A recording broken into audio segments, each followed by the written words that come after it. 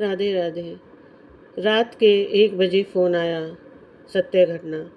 रात 1 बजे नीलू के फ़ोन की घंटी घनघना उठी। दिल अनजान आशंकाओं से घिर गया। बेटा विदेश में है, बेटी पुणे के एक हॉस्टल में रहती है। किसका फ़ोन होगा? मैं सोच ही रही थी कि पति ने तेज कदमों से जाकर फ़ोन उठा लिया। पापा का देहरादून से फ़ोन था। मेरी दादी नहीं रही थी। यह सुनते ही मैं रो पड़ी। इन्होंने मुझे चुप कराते हुए कहा, देखो मधु, दादी अपनी उम्र के 84 साल जी चुकी थी। आखिर एक न एक दिन तो यह होना ही था। तुम जानती ही हो कि जन्म और मृत्यु जीवन के दो अकाट्य सच हैं। उन्होंने मुझे पानी पिलाकर कुछ देर सोने की हिदायत दी और कहा, सवेरे 4 बजे निकलना होगा, तभी अंतिम यात्रा में शामिल हो पाएंगे। मैं लेट गई, पर मेरी अश्रुपूर्ति आंखों के सामने अतीत के पन्ने पलटने लगे। मेरी दादी शांति 16 वर्ष की आयु में ही विधवा हो गई थी। 2 महीने का बेटा गोद में देकर उनका सुहाग घुड़सवारी करते हुए अचानक दुर्घटनाग्रस्त होकर इस दुनिया से हमेशा के लिए विदा हो गया।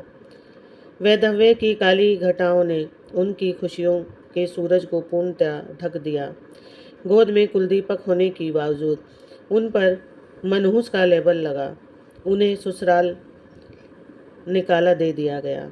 ससुराल से निर्वासित होकर दादी ने मायके का दरवाज़ा खटखटाया। मायके के दरवाजे तो उनके लिए खुल गए, पर सास ससुर की लाचारी का फ़ायदा उठाकर उनकी भाभी ने उन्हें एक अवैतनिक नौकरानी से ज़्यादा का दर्जा न दिया। मायके में दिन रात सेवा कर उन्होंने अपने बेटे 10 साल के होते ही मायके को भी अलविदा कह दिया। देहरादून में बरसों पहले ब्याही बचपन की सहेली का पता उनके पास था। बस सहेली के आसरे ही वे देहरादून आ पहुंची। सहेली तो मिली ही, साथ ही वहां एक कमरे का आश्रय भी मिल गया। सहेली और उसके पति दोनों उदार व दयालु थे। उन्होंने उनके बेटे यानी हमारे पापा का दाखला भी एक नज़दीकी स्कूल में करवा दिया। दादी स्वेटर बुनने और क्रोशिये व धागे से विभिन्न तरह की चीज़ें बनाने में सिद्धहस्त थी। स्वेटर पर ऐसे सुंदर नमूने डालती कि राह चलने वाला एक बार तो गौर से अवश्य देखता। उनके बुने स्वेटरों और क्रोशियों के काम की धूम पूरे मोहल्ले में फैल गई। देखते ही देखते उन्हें खूब काम मिलने लगा। दिन रात मेहनत करके वे आर्थिक रूप से आत्मनिर्भर हो गए। उन्होंने सहेली को तहे दिल से धन्यवाद दिया और उसी के घर के पास 2 कमरों का मकान लेकर रहने लगी। पर सहेली का उपकार कभी नहीं भूली। पापा भी 16-17 वर्ष के हो चुके थे। उन्हें भी किसी जानकार की दुकान पर काम सीखने भेजने लगी। पापा होनहार थे। बड़ी मेहनत और लगन से वे काम सीखने लगे। मायका छोड़ते समय भाभी की नज़र से बचा। उनकी माँ ने एक गहने की छोटी सी पोटली उन्हें थमा दी थी। उन्होंने उसे लेने से स्पष्ट इनकार कर दिया था, पर उनकी माँ ने अपनी कसम दे दी थी। अपनी माँ की बेबसी और डबडबाई आंखें देख उन्हें वह पोटली लेनी पड़ी। दादी अपनी माँ की निशानी बड़ी जतन से संभाल कर रखती आई थी। कठिनतम परिस्थितियों में भी कभी उसे नहीं छुआ, पर आज अपने होनहार बेटे का कारोबार जमाने की खातिर उस निशानी का भी मोल भाव कर दिया। आज मैं स्वयं को और इस नई पीढ़ी को देखती हूँ तो चारों ओर असहिष्णुता व आक्रोश फैला देखती हूँ। छोटी छोटी बातों में गुस्सा, तुनक मिजाजी देखने को मिलती है। सारी सुख सुविधाएं होते हुए भी असंतुष्टता दिखाई देती है।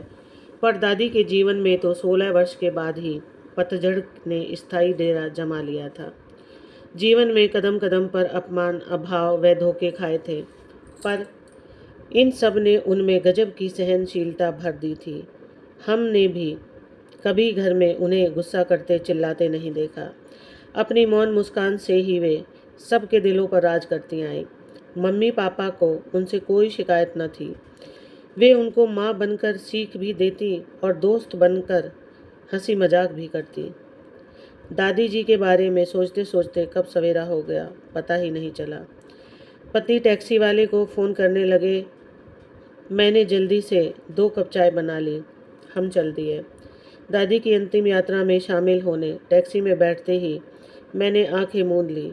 दादी की यादों के चलचित्र की अगली रील चलने लगी। दादी स्वयं पुराने ज़माने की थी, लेकिन पास पड़ोस और मोहल्ले की औरतों की आज़ादी के लिए उन्होंने ही शंखनाद किया।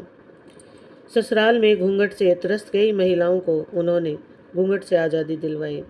घरों के बड़े बुजुर्गों को समझाया कि सर पर ओढ़नी, आंखों और दिल में बुजुर्गों के लिए आदर सेवा, यही सब कुछ है। हाथ भर का घूंघट निकाल कर बड़े बूढ़ों का अपमान करना, उनकी मजबूरी और लाचारी में उन्हें कोसना गलत है। घूंघटों से बेजार महिलाओं को जीवन में बड़ी राहत मिल गई थी। दादी की बातें लोगों के दिलो जहन में ऐसे उतरती जैसे धूप व प्यास से खुश्क गलों में मीठा शरबत उतरता है। दादी स्वयं पढ़ी लिखी न थी, पर उन्होंने मम्मी के बीए की अधूरी पढ़ाई को पूरा करवाने का बीड़ा उठाया। घर परिवार की जिम्मेदारी अपने ऊपर लेकर मम्मी को कॉलेज भेजा। मुख्य विषय संगीत था, इसलिए हारमोनियम मंगवाया। शाम के समय माँ सुर लगाती तो दादी मंत्रमुग्ध होकर आंखें बंद कर बैठ जाती और 2-3 गाने सुने बिना न उठती थी। हमारे भाई का जन्मदिन भी वे बड़े निराले तरीके से मनवाती। न तो पार्टी न डांस, बस माँ का बनाया मिल्क केक काटा जाता था। दोपहर को बड़े बड़े कढ़ाओं और पतीलों में जायकेदार कढ़ी चावल और शुद्ध देसी घी में हलवा बनाया जाता। विशेष मेहमान होते अनाथ आश्रम के प्यारे प्यारे बच्चे जो अपने आश्रय का सुरीला बैंड बजाते हुए पंक्तिबद्ध होकर आते और बड़े ही चाव से कढ़ी चावल व हलवे के भोजन से तृप्त होते थे। साथ ही रिटर्न गिफ्ट के रूप में एक एक जोड़ी कपड़े लेकर जाते थे। उसके बाद होता था मोहल्ले के सभी लोगों का महाभोज। एक बड़े से दलान में बच्चे बड़े सभी भोजन करते थे। हम सब घर वाले तब तक पंगत से नहीं उठते थे जब तक सब तृप्त न हो जाते। हल्के फुल्के हंसी माहौल में भोज होता, मानो एक विशाल पिकनिक चल रही हो। मैं तब 10वीं कक्षा में थी। स्कूल से घर आई तो देखा दादी रो रही हैं और मम्मी पास में ही रुआसी सी खड़ी हैं। दादी ने आगे पढ़ने के लिए जो विषय लिया था उसके लिए उन्हें सहज शिक्षा कॉलेज में दाखिला लेना था। पापा आज्ञा नहीं दे रहे थे। दादी उन दिनों हरिद्वार गई हुई थी। दादी ने चुपके से उन्हें फ़ोन कर दिया। दादी ने आते ही एक बार में ही पापा से हाँ करवा ली। उन्होंने पापा को सिर्फ एक बात कही, मीरा को हम सब ने मिलकर संस्कार दिए हैं। उनमें क्या कुछ कमी रह गई है जो मीरा को उस कॉलेज में जाने से तू रोक रहा है? हमें अपनी मीरा पर पूरा भरोसा है। वह वहाँ पर लगन से पढ़कर अच्छे अंक लाएगी और हमारा सिर ऊंचा करेगी। परोक्ष रूप से उन्होंने मीरा दीदी को भी हिदायत दे दी थी और वास्तव में दीदी ने प्रथम रैंक लाकर घर परिवार का नाम रोशन कर दिया। इसी सन टैक्सी के हॉर्न की आवाज़ ने हमें यादों के झरोकों से बाहर निकाला। टैक्सी रफ्तार पकड़े हुई थी। शीघ्र ही हम देहरादून पहुंच गए। घर में प्रवेश करते ही दादी के पार्थिव शरीर को देखते ही यतन से दबाई हुई हिचकी तेज रुदन में बदल गई। सभी पहुंच चुके थे, बस मेरा इंतजार हो रहा था। पापा ने मेरी पीठ पर हाथ फेरते हुए कहा, मधु बेटी, इस प्रकार रो कर तुम अपनी दादी को दुखी कर रही हो। वे तो संसार के मायाजाल से मुक्त हुई है।